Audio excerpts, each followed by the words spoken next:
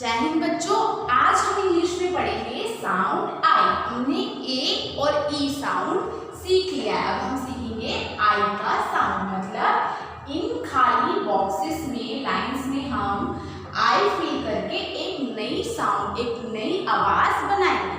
ठीक है बच्चों, तो चलो सीखते हैं साउंड आई। जैसे फर्स्ट में लिखा है एफ, फिर ब्लैंक है मतलब खाली लाइन, और फिर जी, तो हम इधर लिख देंगे आई,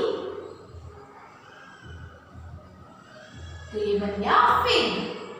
अब इधर है पी, फिर ब्लैंक, फिर एन। पी है, फिर ब्लैंक है, फिर एन। अगर हम इधर लिख देंगे आई, तो ये बन गया pin, P I N, pin. अब इधर सी, एच, फिर ब्लैंक, फिर एन। तो अगर हम इधर लिख देंगे आई, तो ये बन गया चिन। क्या बना? चिन। इधर है एच, फिर खाली लाइन, फिर डबल एल। अगर हम इधर लिख देंगे आई,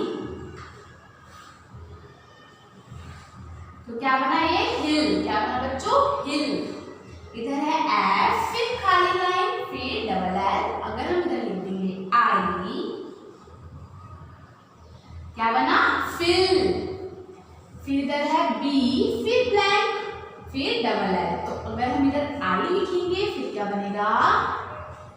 बिल।